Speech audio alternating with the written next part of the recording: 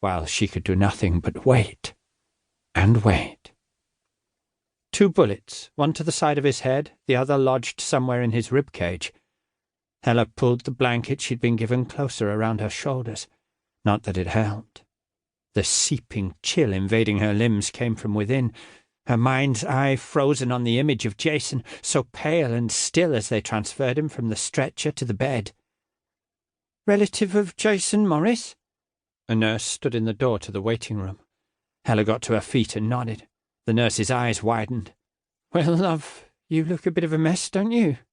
"I guess." She followed the nurse to the station, filled out the forms she was handed, fumbled as she pulled out Jason's driver's license from his wallet. His face staring up at her from the license. A sob tore her throat. Oh, God.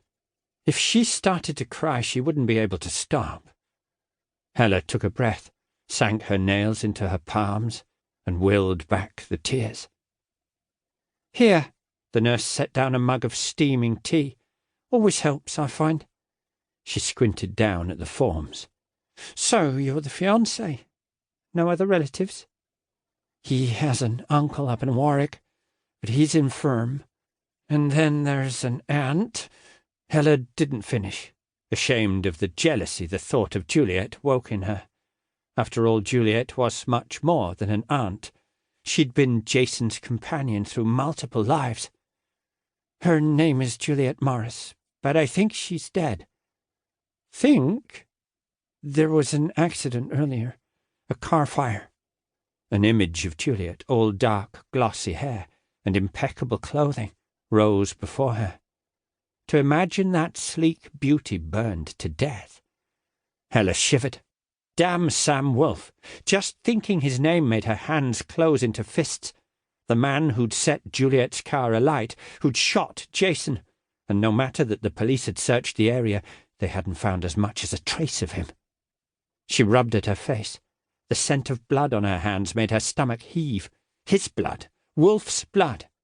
She thought she'd killed him. So how come he'd got away? Again. "Here," the nurse said. "What?" Helle blinked. "I'm sorry, I was thinking about—" "No need to apologize." A warm hand covered her own. "I was just saying that aunt of his is here. Juliet Morris came in an hour ago. Awful coincidence, 2 accidents in the same family." The nurse gave her a kindly smile. "I suppose that leaves you to look in on them both, right?" Helle decided to go for vague. She had no intention of sitting at Juliet's bedside, and she was quite certain Juliet would hate to have her there. Helle shuffled back to the waiting room, feeling cold, hungry, and scared, not necessarily in that order. She took a seat in a corner, far enough from the other 3 people there to be left alone.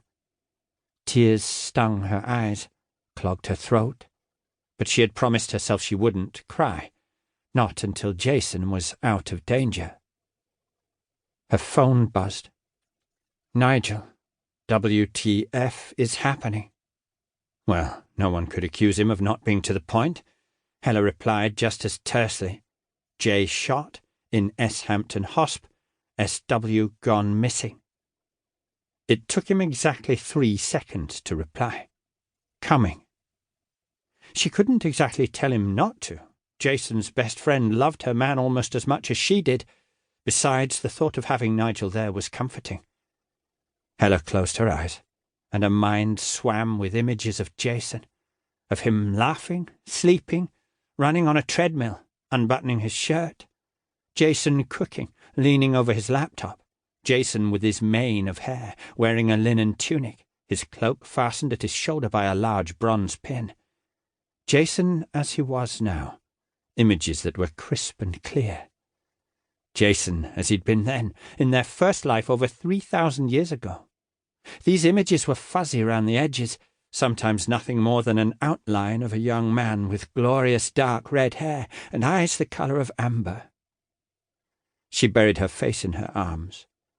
5 months ago she'd been normal, well, relatively. Helle Madsen, an up-and-coming financial professional.